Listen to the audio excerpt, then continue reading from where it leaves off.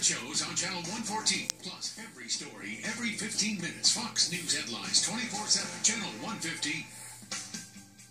From the world headquarters of Fox News, it's the Kelly File with Megyn Kelly.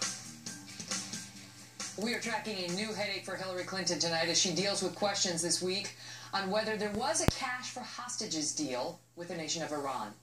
And this takes on a whole new dynamic when you consider that last winter, in the height of her campaign, she was letting people know just how fond she was of her role in that deal. I spent 18 months putting together the sanctions against Iran so that we could force them to the negotiating table. And it wasn't just last winter. She was even taking a victory lap on the Iran deal just last week at the DNC. I'm proud that we put a lid on Iran's nuclear program without firing a single shot.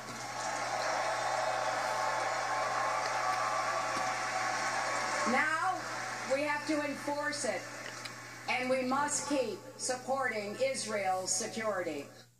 But now that controversy has exploded over this $400 million middle-of-the-night cash payment to Tehran, Mrs. Clinton doesn't seem quite so eager to embrace the deal. Watch. Today, America learned there was a shipment of $400 million worth of foreign currency on a secret air cargo flight to that country. Did you know that was coming, and do you approve of it? Well, the White House has addressed this, and I think actually this is kind of old news. That being said, do you approve of it? Well, look, I think we know that the agreement has put a lid on Iran's nuclear weapons program. Republicans will say, no way, no how do you fork over cash to that regime? Well, that's because they want to continue to criticize the agreement. Charles Krauthammer is a Fox News contributor and a syndicated columnist. Charles, great to see you. So she wouldn't go so far as to say, I disapprove of it. She just went to the same old thing that we've heard from President Obama these past 48 hours, which is, this is old news. This is old news. Well, she's obviously hiding from the issue, and it's because it brings up the larger issue of the Iran nuclear deal. But, I mean, you can pin a lot on Hillary, but it's hard to pin the cash for hostages deal on her. It happened long after she left office, and I can't even imagine that she was in on any of that negotiation. What you can accuse her of, what you can pin on her, is that she began the whole process years before with secret negotiations in the Gulf states with Iran that led ultimately to negotiations taken over by John Kerry, where he and Obama gave away the store, gave away everything. The cash for hostages deal, was an addendum thrown in at the end. At the end, they were giving up everything. They were so desperate to get a deal. They were giving away all kinds of positions and demands that they had insisted on. I'm talking about Obama and Kerry. And one of them, in the end, was to give over cash and, what was not even mentioned, a lot of Iranians who were spies and who were supposed to be jailed, or we were asking for extradition, were released in exchange for our hostages. So they got their hostages, or their spies, plus the cash. But why do we have to keep pretending that it's not clear that it was for hostages when we have the middle-of-the-night payment, not in U.S. currency because we have of our sanctions, and then this testimonial from one of the hostages, Saeed Abedini, who came out today and said, guess what happened when we were waiting to leave Iran? Watch. And, you know, they told us, you're going to be there for 20 minutes, but it took like hours and hours. We left at the airport, and when I asked them why you don't let us go, because the plane was there, pilot was there, everyone was ready that we leave the country, they said we are waiting for another plane, and until that plane doesn't come, we never let you go. And the understanding is we know what was on that plane. $400 million in cash. Well, that's what happens when you exchange hostages for cash. It's called a ransom. We've all seen it in the movies. You wait for the other car to arrive with the cash, and then you do the exchange. This is very simple. And the fact that they deny it, Obama did it with a straight face and with a kind of mocking tone, shows utter contempt for the intelligence of the American people. It's also a sign of deception. The spy the lie guys say, when you start mocking the question, that's one of the many tells that there's dishonesty or potential deception. And the idea that it's old news, nobody knew until now that there was a secret exchange of cash. And again, why cash? Number one, because it broke the law. We're not supposed to deal in dollars with Iran. It was a way to launder the money through Switzerland.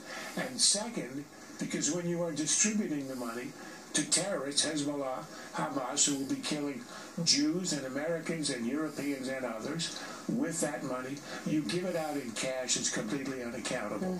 This is obvious what happened. And the denial, I think, is a real insult. So how big a deal do you think this is? And how big a deal is it, and how big a deal will it be, if any, in this election now for her? I don't think it'll have any effect on the election. As I say, her connection with this particular transaction, right? But disgraceful as it is. But she's a Democrat. She was in the administration. Does what he does affect her? President Obama. When he gave his speech at the DNC, which was the best speech of the whole convention, and then she came out and embraced him, that's when she locked herself into his legacy in an indelible way. That image did it. She is running as his successor.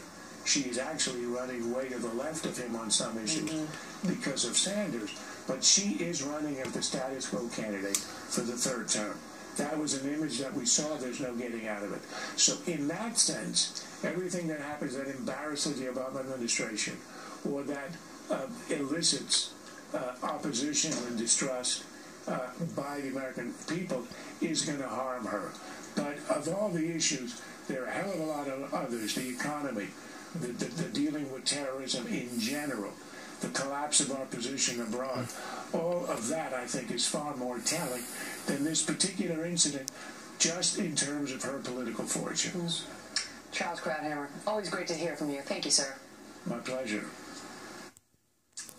Also tonight, what's up with the guy dressed in a soiled clown suit parading around at night with a bunch of black balloons? Well, we'll show you what's up. Hide the children. Plus, President Obama had to answer questions today about why he gave a get-out-of-jail-free card to hundreds of inmates who still had years to serve. His answer's next. Don't let dust and allergens get between you and life's beautiful moments. Flonase gives you more complete allergy relief. Most allergy pills only control one inflammatory substance. Flonase controls 6, and 6 is greater than 1. Flonase changes everything. I've never had anything like this before. IHOP's new Chris Gray is a woman. No, son, you're not listening. He's my superior. If you don't get rid of this thing right now, I'm calling animal control. Oh, no. This bird would kill animal control.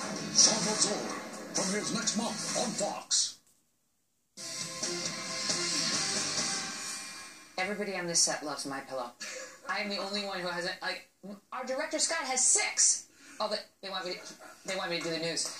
So developing tonight, there's new reaction to President Obama after he had to face the media and the music today about his record-setting release of hundreds of federal prisoners. Mr. Obama cut their sentences in a move that means he's now granted more commutations than the previous 9 presidents combined. Trace Gallagher is covering the news conference for us. Hey, TG. Megan, almost all of those set to be released are men. Most were serving time for nonviolent drug crimes, and 67 of them were serving life sentences. Now, certainly toward the end of their terms, presidents tend to commute sentences and issue pardons at a much higher rate. But with an additional 214 commutations, President Obama has now cut the sentences of more felons than any president in the past 100 years. Obama has long stated that nonviolent drug offenders should be given second chances, and that most were sent to prison under outdated and harsh sentencing laws. But the president, who favors much stricter gun laws, also gave clemency to some convicted of firearms violations. Today, the president was asked about that. Watch. The fact that he had, 20 years earlier, an enhancement because he had a firearm is different than a situation where somebody's engaged in armed robbery and shot somebody.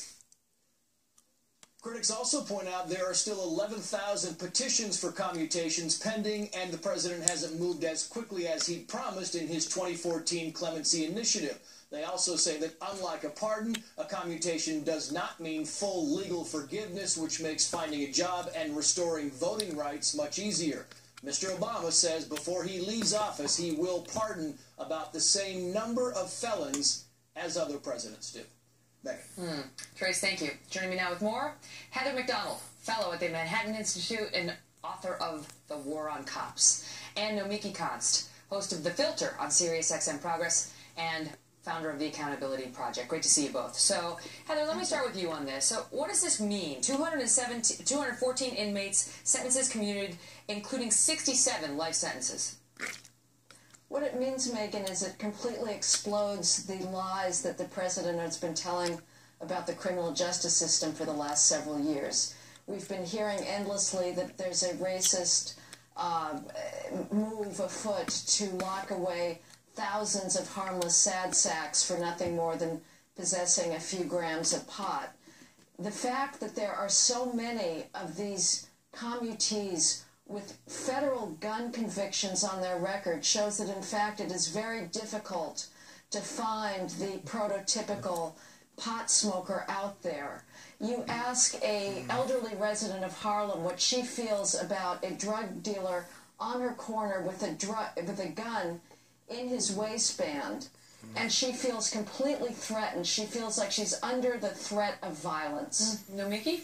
Well, Harlem is a very different place today. I don't know if you've been to New York recently, but you know the average prisoner in New York City, we are spending $160,000 a year on the average prisoner, and a lot of these prisoners were locked up in the early 90s due to 3 strikes laws because they were caught with an ounce of weed. The majority of them were. They're minor But offenders. Heather's point is that those are not the people who are being let out. These are people with violent, with gun crimes on their records. No, they had gun possession, and it was a different time. It was 20 years ago. They weren't robbing banks. I mean, listen, the facts are the facts. This is a bipartisan issue now because we know that the costs of keeping people in prison are $80 billion a year. We know that the majority of these offenders are minor drug offenders that were locked up due to 3 strikes laws. It's a bipartisan issue. All right, is that true, Heather? This is changing the subject. Again, if it were the case that we had so many of these truly nonviolent drug offenders in federal prison, that would be the exclusive target of these commutations. You can't find them. In fact, drugs make up a minute portion of our prison population. 51% of our prison population is made up of drug offenders due to marijuana in the federal system, 1% are there for possession, and that's only 12% of our nation's. These are federal statistics. Heather's been studying this issue. She's been studying this issue. The federal population is there for drug possession, and most of those have been bargained down. That's only 12% of our prisoners, however. But let me ask you this, Nomiki. So let me ask you this. Okay, so this criminal justice reform has become an issue for both sides. You're absolutely right. Even the Koch brothers are they work with Van Jones and President Obama on criminal justice reform, right? But they seem to be more focused on not criminalizing minor drug crimes or not, locking somebody up for, especially addicts who, But I don't know if that means we commute the sentences of people who are in prison for life who have, violent gun crime issues on their record. Well, I mean, the president was very clear that these weren't violent guns. These are people who are holding guns, had guns in possession. You're lying. I thought the left said that's violent. Don't they say that's violent when they say we have to ban all those guns? Well, I completely agree that's with what you. they But say. Let's keep in mind that in the early 90s, our crime record is at half of what it was in the early 90s, in 1990. We're in a completely different world today. Yeah. So I don't understand the argument. One thing to keep in mind here is in the early 90s, a drug dealer with a gun is terrorizing that community. Hang on a second. Quickly, Nomiki. I got 10 seconds and I'm coming up with a break. The prison companies who lobbied for because this, they blocked them away. That's why. Well, we didn't solve it, but I did learn something, so I thank you both. Brian Kilmeade is up next. Just don't miss it. Hot mess. It's going to be good.